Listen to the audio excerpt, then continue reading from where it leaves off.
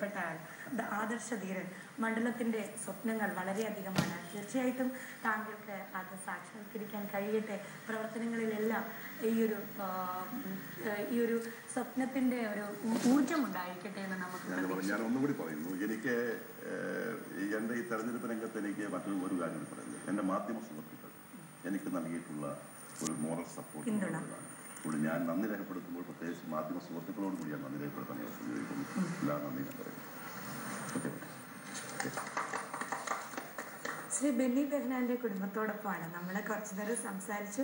മാഡത്തിൽ നിന്നും ഇവിടെ വന്നപ്പോൾ ഞാൻ മാഡമായിരുന്നു, ഇപ്പോൾ ഷേർലി ചേച്ചിയായി.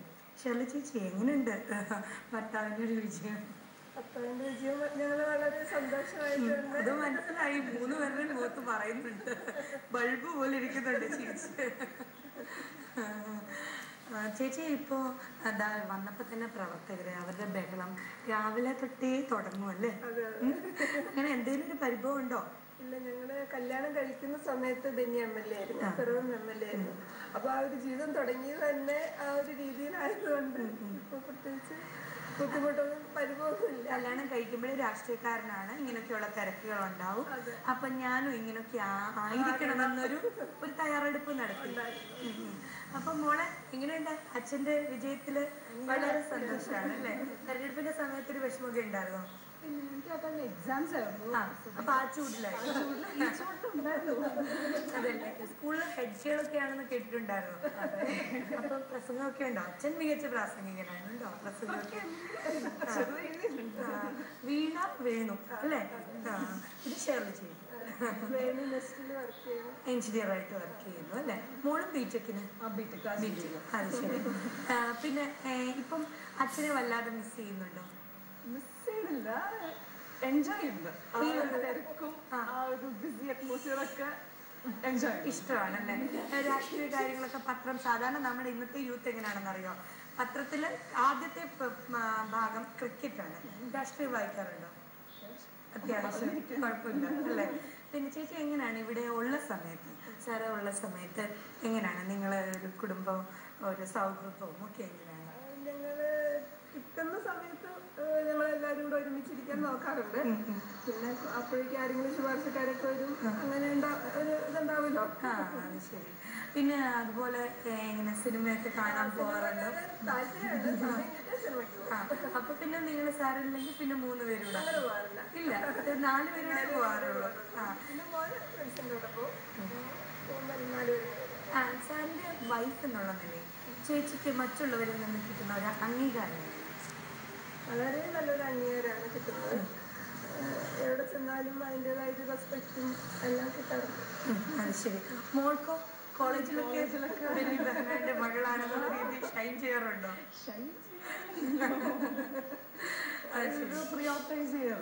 അപ്പൊ പിന്നെ അതല്ല, ഈ തെരഞ്ഞെടുപ്പിന്റെ സമയത്തൊക്കെ വിളിച്ച് പറഞ്ഞിട്ടുണ്ടാവും കൂട്ടുകാരോടൊക്കെ. അപ്പം ഭൂരിപക്ഷത്തിൽ നല്ല വേരിയേഷൻ ഉണ്ടായിട്ടാണ്. കാര്യം സ്റ്റുഡൻസിന്റെ മുഴുവൻ വോട്ടിങ് പോലും അല്ലേ?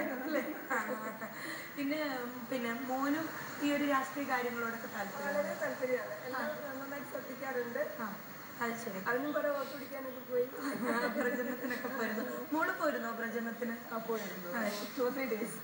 എക്സാംസ് ആയതുകൊണ്ട് സാധാരണ നമ്മുടെ രാഷ്ട്രീയക്കാരൊക്കെ പറയാറുണ്ട് പ്രചരണത്തിന്റെ സമയത്തൊന്നും പോകാൻ പറ്റാറില്ല, കുട്ടി, വീട്, ജോലി അങ്ങനെയൊക്കെ, പക്ഷെ പ്രാർത്ഥിക്കാറുണ്ട് എന്ന് പറയാറുണ്ട്.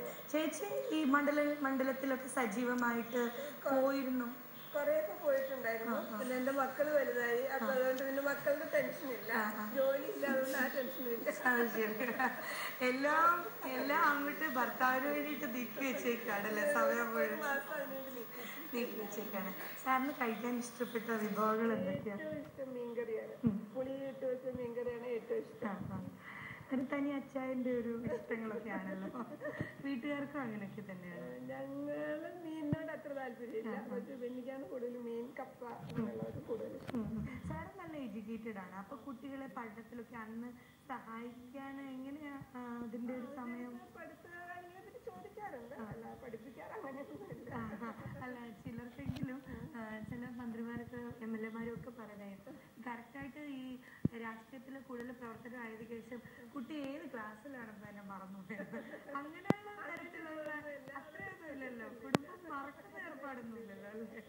പിന്നെ ചേച്ചി ഈ ഒരു രാഷ്ട്രീയക്കാരനായതുകൊണ്ട് നമ്മുടെ ജീവിതത്തിൽ സംഭവിച്ചിട്ടുള്ള പോസിറ്റീവായിട്ടുള്ള കാര്യങ്ങളുണ്ടോ? അങ്ങനെ ഒരു ഇത് തോന്നുന്നുണ്ടോ? എന്തെങ്കിലും തരത്തില് പോസിറ്റീവായിട്ടുള്ള? ഇപ്പൊ നമുക്ക് എവിടെ ചെന്നാലും ഒരു അംഗീകാരം കിട്ടും. അതാണ് പ്രധാനമായിട്ട് രാഷ്ട്രീയക്കാരനായതുകൊണ്ട് ലഭിക്കുന്ന ഒരു ഇത്. പിന്നെ ഇപ്പോ അച്ഛന് കുട്ടികളെ ഏതൊരു മേഖലയിലേക്ക് വിടണമെന്നാണ് താല്പര്യം? അതോ അവരുടെ മേഖല തന്നെ അവരുടെ മേഖല തിരഞ്ഞെടുക്കാനാണ്? അപ്പൊ എന്തൊക്കെ പറഞ്ഞാലും ഒരു വളരെ സന്തുഷ്ടമായ ഒരു ഫാമിലി എന്ന് നമുക്ക് പറയാൻ പറ്റും. വേണേന്റെ ഹോബീസ് എന്തൊക്കെയാണ്?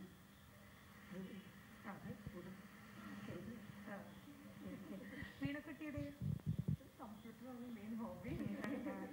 എനിക്ക് തോന്നുന്നതെന്ന് വെച്ചാൽ ഒരു പുരുഷന്റെ വിജയത്തിന്റെ പിന്നിൽ തീർച്ചയായിട്ടും ഒരു സ്ത്രീയുടെ പ്രവർത്തനമുണ്ട്. ഒരു ക്ലീശയായിട്ട് പറയല്ല. കാര്യം ചേച്ചിയുടെ ഒരു പിന്തുണ തീർച്ചയായിട്ടും സാറിന് നല്ല സാന്നിധ്യം ഉണ്ടാക്കുന്നുണ്ട്. സാറിന്റെ വിജയത്തിന് പിന്നിൽ ഒരു നല്ല ഘടകമാവുന്നുണ്ട് ചേച്ചിയെന്നും ഈ കുടുംബമൊന്നും നമുക്ക് നന്നായിട്ട് മനസ്സിലാക്കാൻ കഴിയും. ഇനിയും തുടർന്നുള്ള പ്രവർത്തനങ്ങൾക്കും സാറിന് എല്ലാവിധ സപ്പോർട്ടും കൊടുക്കാൻ കഴിയട്ടെ. നിങ്ങളുടെ കുടുംബം ഇതുപോലെ തന്നെ സന്തോഷമായിട്ട് ജീവിക്കട്ടെ എന്ന് ഞങ്ങൾ ജഗദീശ്വരനോട് പ്രാർത്ഥിക്കുകയാണ്. എല്ലാവിധ ഭാവവും